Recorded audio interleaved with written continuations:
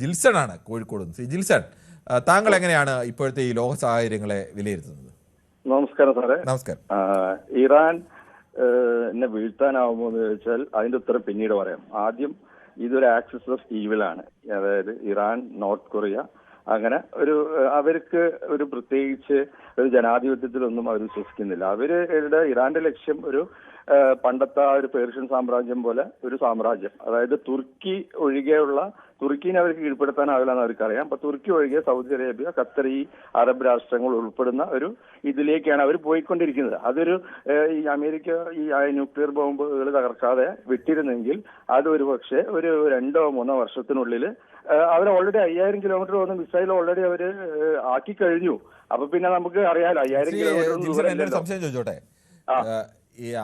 ഈ ലോകത്തെ ആകെയുള്ള ആണവായുധങ്ങളിൽ ഏറ്റവും കൂടുതൽ ഉള്ള ആയുധം വയ്ക്കുന്നത് ഇപ്പോഴും അമേരിക്കയുടെ കയ്യിലാണ്.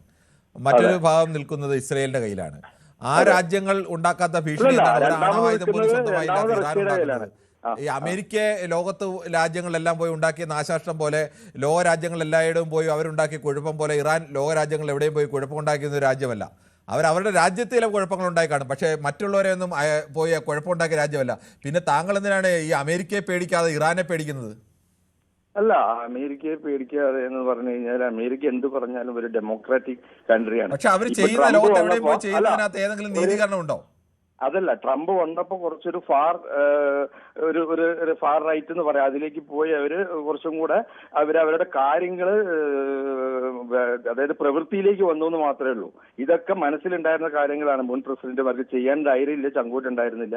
പുള്ളി അത് ശ്രീ ജിൽസൺ, ധൈര്യവും ചങ്കൂറ്റവും എന്നൊക്കെ പറയുന്നത് ലോകത്ത് എനിക്ക് ശക്തി ഉണ്ടെന്ന് കരുതി ഞാൻ എന്നെക്കാൾ ദുർബലനായ എന്റെ അയൽക്കാരനെ പോയി അടിച്ചിടുന്നതിലാണോ ശക്തി കാണിക്കുന്നത്? അത് ശക്തിയല്ല, അത് ഭീരുത്വമാണ്. അതല്ലെങ്കിൽ ഭീരുത്വമൊന്നും, അല്ലെങ്കിൽ പറയാം തെരുവ് ഗുണ്ട എന്നൊക്കെ പറയുന്ന സ്റ്റൈലിൽ അതിനപ്പുറത്തേക്ക് എന്താണ്? അതിനെന്താണ് നമ്മളൊരു അഭിനന്ദിക്കേണ്ട ഏത് വശമാണുള്ളത്? ഇത് നിങ്ങൾ പറയുന്നതിലെടുത്ത് നിൽക്കുന്ന, സാറ് പറയുന്നോട് നിൽക്കുന്ന കാര്യമല്ലായിരുന്നു അത്. നമുക്കതിപ്പോ ആലോചിച്ചാൽ നമുക്ക് മനസ്സിലാവില്ല. അതായത് അവരൊരു ടെഹ്റാനിലെ ക്ലോക്ക് ഉണ്ട്, 2047 ഉന്മൂലനം ചെയ്യാണ് ഇസ്രായേൽ എന്ന രാജ്യത്തെ. അതാണ് അവരുടെ അജണ്ട. അപ്പൊ അത് അവർ നടപ്പിലാക്കുകയും ചെയ്യാൻ 2047 രാജ്യം പാവപ്പെട്ട ഗസയിൽ എത്ര ലക്ഷക്കണക്കിന് വരുന്ന ആളുകളെ കൊന്നൊടുക്കി. കഴിഞ്ഞ കാലത്ത് എത്ര കുഞ്ഞുങ്ങളെ കൊന്നൊടുക്കി. അവർ ചെയ്ത ക്രൂരതയൊന്നും ഇറാൻ വേറെ ഒരു രാജ്യത്ത് പോയി ചെയ്തിട്ടില്ലല്ലോ. ഇസ്രായേൽ ചെയ്ത പോലെ ക്രൂരത ഇറാൻ ഏതെങ്കിലും രാജ്യത്ത് പോയി അവിടുത്തെ കുഞ്ഞുങ്ങളെ കൊന്നൊടുക്കുന്ന ചെയ്തിട്ടുണ്ടോ? അവരിപ്പോഴും ഗതികെട്ടപ്പോഴാണ് അടുത്ത രാജ്യങ്ങളെ പോലും ആക്രമണം നടത്തുന്നത്. ഇഷ്ടം പോലെ നിങ്ങൾ ഒന്ന് ചരിത്രം അവര് ചെയ്യുന്നത് ഡയറക്റ്റ് അല്ല. അവര് ഹിസ്ബുള്ളനെ ഉപയോഗിച്ചിട്ട് അവര് അർജന്റീനയിൽ ഇസ്രായേൽ എംബസി ബോംബിട്ട് തകർത്ത് വർഷങ്ങൾക്ക് മുന്നേ അവർ ചെയ്തിട്ടില്ലേ? പിന്നെ അവര് ഒരു ജെറ്റ് ഇവിടേക്ക് കൊണ്ടുപോയില്ലേ, യുഗാണ്ടയിലേക്ക് കൊണ്ടുപോയില്ലേ, നമ്മുടെ ഇദിയാമീൻ ഭരിക്കുന്ന കാലത്ത്.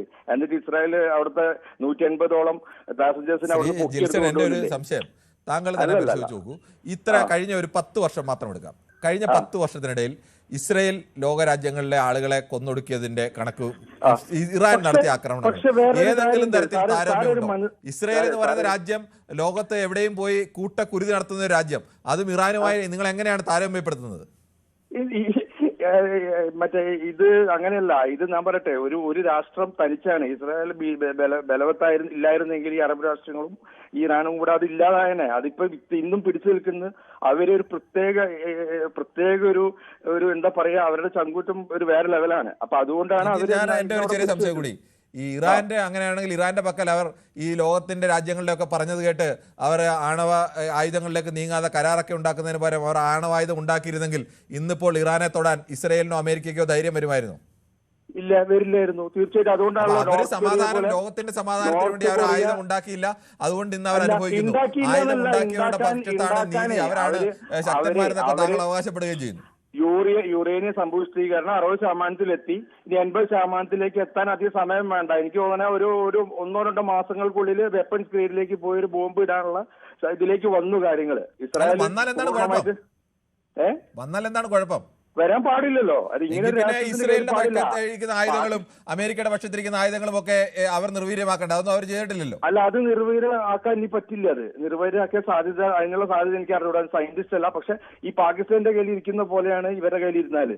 അപ്പം യാതൊരു എന്താണ് ചെയ്യേണ്ട, ഏത് സമയത്ത് എന്ത് ചെയ്യണം, ജനങ്ങൾ എന്ത് ചെയ്യണം, ഇതെടുത്ത് ഉപയോഗിച്ചാൽ ചെയ്യുന്ന ആളുകൾ ഈ ഇസ്രായേലുകാരും അമേരിക്കക്കാരും അല്ലേ?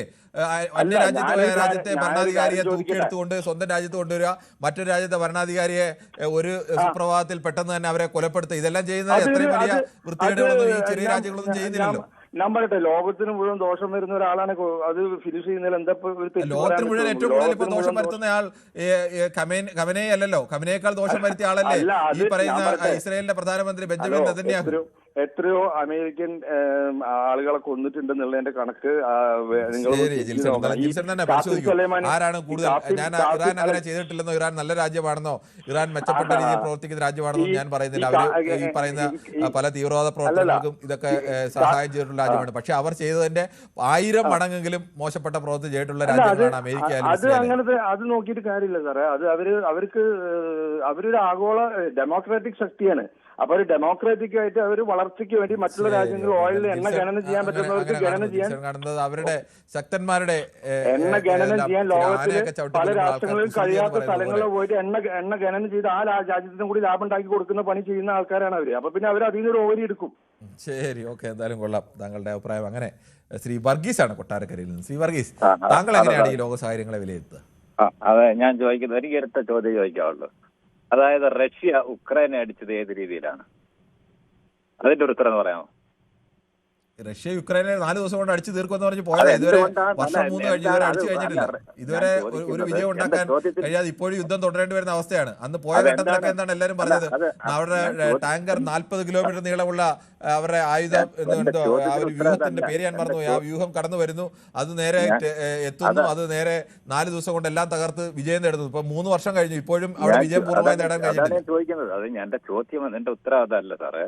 ഞാൻ ചോദിക്കുന്നത് ക്ലിയർ ആണ്. അതായത് റഷ്യ എന്തിന് ഉക്രൈൻ അങ്ങോട്ട് കയറി അടിച്ചതാണോ അതോ ഉക്രൈൻ റഷ്യ കയറി അടിച്ചതാണോ? ഇതെല്ലാം നമ്മൾ കണ്ടുകൊണ്ടിരിക്കുന്നതല്ലേ. കണ്ടുകൊണ്ടിരിക്കാതെ ഉത്തരോടെ പറയാം. അത് ഇതുമായിട്ട് എന്താണ് ബന്ധം ശ്രീ വർഗീസ്? എനിക്ക് ചോദിക്കുന്നതിന് ആൻസർ പറയാം. അതിന്റെ ചോദിക്കുന്നതിന് ആൻസർ പറയാം. ശ്രീ വർഗീസ്, അതും ഇതുമായിട്ട് എന്താണ് ബന്ധം? അത് ഇതുമായിട്ട് ബന്ധമുണ്ട്. അതിനും ഇതിനുമായിട്ട് അത് റഷ്യ കയറി അങ്ങോട്ട് അടിച്ചതിന് ആർക്കും വേവലാതി ഇല്ല. എത്രയോ രാജ്യങ്ങൾ, ഇന്ത്യ അടക്കമുള്ള രാജ്യങ്ങൾ ആ യുദ്ധം അവസാനിപ്പിക്കാൻ വേണ്ടി അതിശക്തമായ ഇടപെടലുകൾ നടത്തണമെന്ന് പറഞ്ഞില്ലേ? അവിടെ ഈ പെണ്ണുങ്ങളും കൊച്ചുങ്ങളും ഒന്നും ഇല്ലയോ ഈ യുക്രൈനില്? അത് എത്രയോ കാലമായി പറയുന്നു ശ്രീ വർഗീസ്. യുക്രൈൻ ആയാലും റഷ്യ ആയാലും യുദ്ധം അവസാനിപ്പിക്കുന്ന ലോകം മുഴുവൻ പറഞ്ഞുകൊണ്ടിരിക്കുകയല്ലേ. അവിടെ ആരാണ് ഈ യുദ്ധം അവസാനിപ്പിക്കാൻ പലപ്പോഴും യുദ്ധത്തിന്റെ അന്തരീക്ഷം അവസാനിപ്പിക്കാനുള്ള അന്തരീക്ഷം വരുമ്പോൾ അതെല്ലാം തകർക്കുന്ന ആരാണ്? ഇസ്രയേല് ഇത്രയും കൊച്ചുങ്ങളെയും പെണ്ണുങ്ങളെയും കൊന്നു എന്ന് പറയുന്നു. അത് ഇത്രയും ഗാസയെന്ന്, അത് എന്തുകൊണ്ടാണ് അത് കൊന്നാനുള്ള കാരണം, റീസൺ? കൂടുതൽ വാർത്തകൾക്ക് News 18 Keralam YouTube channel subscribe ചെയ്യുക.